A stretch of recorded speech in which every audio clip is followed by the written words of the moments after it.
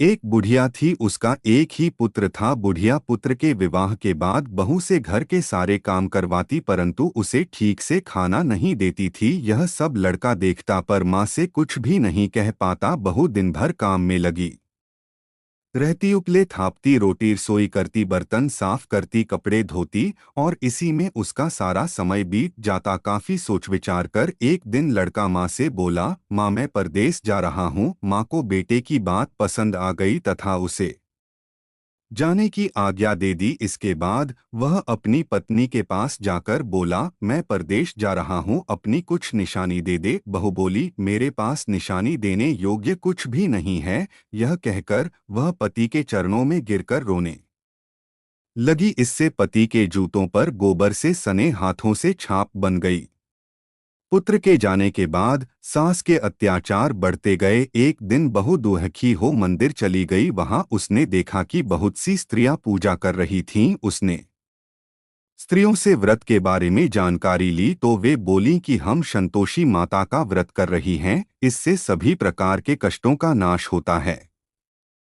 स्त्रियों ने बताया, शुक्रवार को नहा धोकर एक लोटे में शुद्ध जल ले गुड़चने का प्रसाद लेना तथा सच्चे मन से माँ का पूजन करना चाहिए। खटाई भूल कर भी मत खाना और नहीं किसी को देना। एक वक्त भोजन व्रत विधान सुनकर सब वह प्रति शुक्रवार को संयम से व्रत करने लगी। माता की कृपा से कुछ दिनों के बाद पति का पत्र आया। कुछ दिनों बाद पैसा भी आ गया। उसने प्रसन्न मन से फिर व्रत किया तथा मंदिर में जा अन्य स्त्रियों से बोली, संतोषी माँ की कृपा से हमें पति का पत्र तथा रुपया आया है। अन्य सभी स्त्रियां भी श्रद्धा से व्रत करने लगी। बहू ने कहा, है माँ, जब मेरा पति घर आ जाएगा तो मैं तुम्हारे व्रत का उद्यापन करूंगी।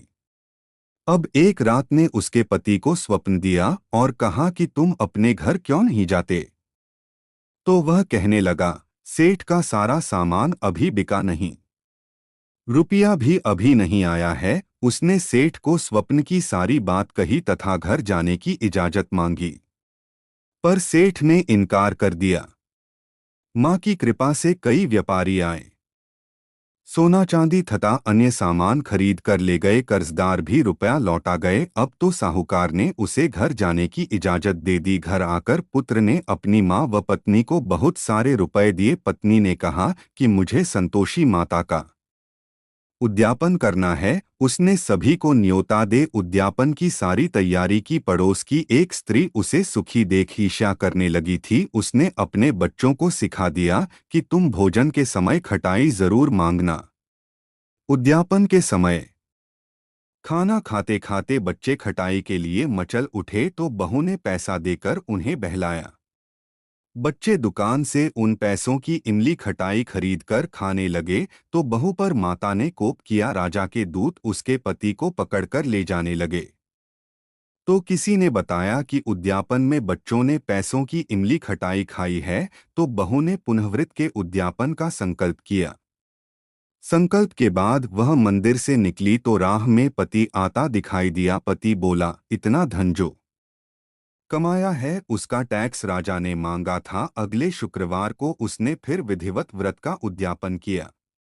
इससे संतोषी माँ प्रसन्न हुई। 9 माह बाद चांद सा सुंदर पुत्र हुआ। अब सास बहू तथा बेटा माँ की कृपा से आनंद से रहने लगे।